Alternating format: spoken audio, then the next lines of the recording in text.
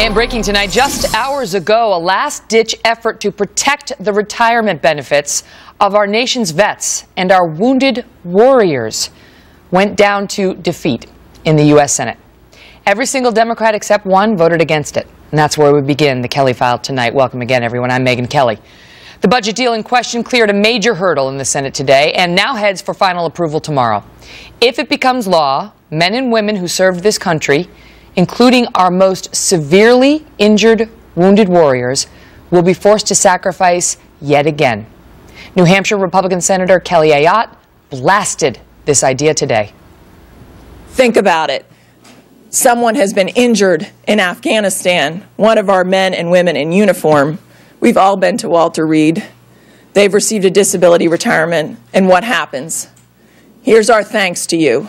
We're going to cut your cost of living increase. I know that within the trillions we're going to spend over the next decade, that we can find $6 billion rather than taking it out the backs of our men and women in uniform. Apparently, no, we can't, because it's not happening as of now. Joining me now, Pete Hegseth, an Army veteran of the Iraq and Afghanistan wars and CEO of Concerned Veterans for America, and Dr. Vivian Greentree is a Navy veteran, the wife of a naval flight officer who is currently deployed overseas, and a co-founder and director of research and policy at Blue Star Families. That's a charitable group dedicated to empowering military families. Welcome to you both. And so, in the end, they couldn't find the $6 billion to save the cost of living increase adjustments for our men and women in the military. We talked about this last night, but what we didn't know last night was that this was also going to affect the most severely wounded warriors who retire early. I mean, it's retirement. It's basically disability they have to go out on very early in their lives because of their devastating injuries. And now the government just couldn't find a way to get them a cost of living adjustment on a go-forward basis. Pete, put it in perspective for us. No, that's right. And for these medically retired military members, it hits them even more because this cost of living allowance hits them every year that they're in retirement. So these guys and gals would retire early. Let's say they're wounded in combat, they're retired earlier. So it's even more egregious in the way it hits military retirees who are medically disabled. I will say Senator Ayotte's spot on. There's plenty of fat to be cut in this budget. We're $17 trillion in debt. We better do something about our spending in this country. But the Ryan Murray budget deal, A, doesn't do anything about that, and B, the only cuts it actually brings about are on the backs of military retirees and medically disabled retirees. There's ways to get at changing the pension and retiree system for the military, and we need to do that. Not this way, not now. It baffles the mind that this would be okay on Capitol Hill. You know, Doc, we talk to wounded warriors every year. And I've been very involved with the Tunnel to Towers Foundation, and we talk to the most severely wounded warriors we have in this country. I mean, quadruple amputees injured in Iraq and Afghanistan. And to think that these are the guys, these are the ones we're going to ask to sacrifice as if they haven't sacrificed enough already because the politicians in Washington just can't seem to find the math to work it out any other way. Your thoughts? From our perspective, military families are aware that the entire nation is going to have to adjust for economic recovery. But like Pete said, there are ways to do it. Congress chartered a commission to look at retirement pay and benefits and to cut them in a responsible way. This bill sidesteps that and doesn't grandfather in current service members and veterans.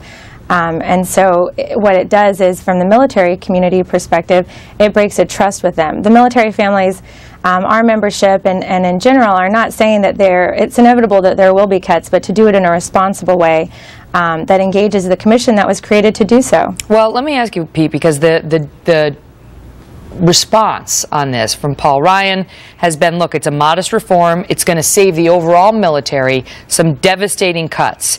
And those cuts would have potentially harmed our readiness to defend the country. And so while he doesn't like these cuts either, he says it's sort of, it's the lesser of two evils. Well, I have a lot of respect for Representative Ryan. I know he goes into this process wanting to do the right thing. There's no doubt there are other ways. He knows there are better ways to do this. This was a deal brokered behind closed doors where they're just trying to get something out, provide some continuity, relieve sequester on the military. I understand that. There's some upside in the way but to do it this way, to sneak something in that doesn't grandfather in military retirees, as she said, it's a great point. So people are banking on it. They were promised it, and they're banking on it. They're banking on it. Other federal workers, Megan, non-military, they were grandfathered in. There was small pensions for new employees, but for whatever reason on the military, they weren't grandfathered in. I think retired I think Senator Chuck Schumer of New York spoke to that this morning on another channel. Let's listen if we have that soundbite. Civilian federal employees have been cut, and I think there was a feeling if you're going to cut them further, which was done, that the military retirees should have about an equal amount. It's small. Go ahead, Pete. Finish your point. It's not an equal amount. In fact, sequestration has hit veterans and military families disproportionately more than others. So to say the civilian workforce has seen similar reductions, these entitlements, the reforms don't hit the civilian entitlement side the way it ought. And she's exactly right. We're going to have to do more as a military community in light of the debt and deficit problems we face. And as a part of a big agreement to be involved in something like this, absolutely. But to be a part of a deal that doesn't address debt and deficit, that's a problem. Yeah. Thank you both for being here with your perspective, and we're going to talk a little bit more about this later, because imagine this. While lawmakers are insisting that vets give up their retirement benefits to cover this $6 billion gap, Senator Tom Coburn today released his annual Waste Book. That's a guide to what he says is wasteful federal spending, which this year topped $30 billion.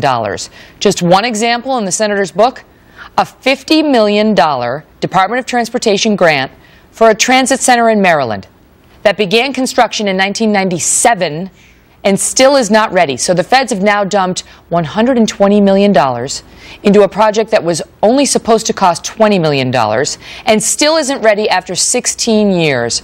And so now our wounded warriors are going to have to give up their money that was explicitly promised to them so the parking garage can finish being constructed.